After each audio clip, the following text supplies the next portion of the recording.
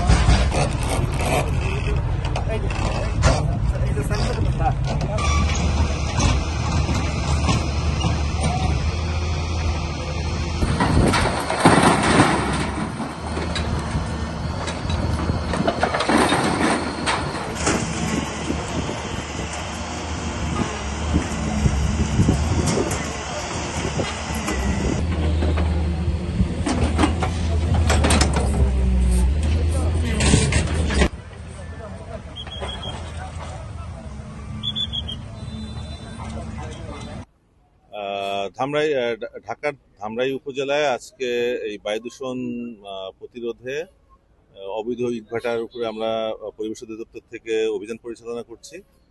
ইতোমধ্যে 3টি অবৈধ ভাটা যাদের কোনো ছাড়পত্র বা কাগজপত্র নেই তাদের চিমনি এবং কিলন ভেঙে দেওয়া হয়েছে। পর্যায়ক্রমে আমরা এই এখানে ক্লাস্টার ভিত্তিক আমরা অভিযানগুলো পরিচালনা করছি, এরিয়া ভিত্তিক। তো এই ক্লাস্টারের ভিতরে যে কয়টি ইটভাটা রয়েছে প্রত্যেকটাই আমরা কাগজপত্র পরীক্ষা সাপেক্ষে প্রত্যেকটার বিরুদ্ধে আমরা আইনানুগ ব্যবস্থা নিব। এটা আজকে সারাদিনের জন্য এই এলাকাটাই আমরা ফিক্স করেছি। এই এলাকায় যে কয়টি ইটভাটা রয়েছে সেই ইটভাটাগুলোর বৈধতা পরীক্ষা করব এবং যদি অবৈধ হয় তাহলে সেটার বিরুদ্ধে আমরা অ্যাকশন নিব। না, তাদেরকে অধিকাংশ ক্ষেত্রে আপনারা আজকে সারাদিন আমাদের সাথে ছিলেন, অধিকাংশ ক্ষেত্রে দেখা গিয়েছে যে মালিক উপস্থিত থাকে না। এই কারণে যে তাৎক্ষণিক যে আইনগত ব্যবস্থা নেওয়া, যে মোবাইল কোর্টে আইন অনুযায়ী যে জেল প্রদান করা, এই জিনিসগুলো দেওয়া সম্ভব হয়ে ওঠে না। সেক্ষেত্রে আমরা নিয়মিত মামলা দায়ের করছি পরিবেশ আদালত শুনানি সাপেক্ষে। পরবর্তী যে বিচার ব্যবস্থা সেটা তারা কার্যক্রম পরিচালনা করেন। তো পরিবেশ সুরক্ষায় এই বায়ু দূষণ কিন্তু একদিনের কাজ না, এটা হচ্ছে ধারাবাহিক প্রক্রিয়া। গণপ্রজাতন্ত্রী বাংলাদেশ সরকার সেই ধারাবাহিক প্রক্রিয়ার অংশ হিসাবেই বিভিন্ন জায়গায় সারা বাংলাদেশে কিন্তু অভিযান পরিচালনা হচ্ছে। একদিনে একটা সিস্টেম চেঞ্জ, আমাদের সবার যে অংশগ্রহণের সাথেই আমাদের সফলতা কিন্তু জড়িত। যেমন আমাদের ইটভাটা মালিকদেরও সহায়তা প্রয়োজন, একইভাবে জনগণেরও সহায়তা প্রয়োজন।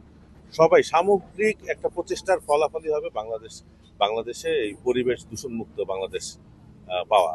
তো সেটার জন্য সবাই আস্তে আস্তে ইন্টিগ্রেটেড হচ্ছে।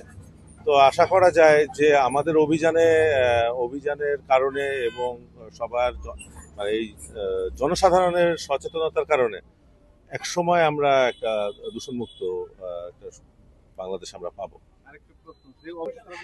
হ্যাঁ, যে এটা স্কুলের শিক্ষা প্রতিষ্ঠান, যে কোনো শিক্ষা প্রতিষ্ঠান থেকে 1 কিলোমিটারের মধ্যে কোনো ইটভাটা থাকতে পারবে না, এটা হচ্ছে আইনে বলা রয়েছে। তো সেই প্রেক্ষিতেই আমরা এই অভিযানগুলো পরিচালনা করছি।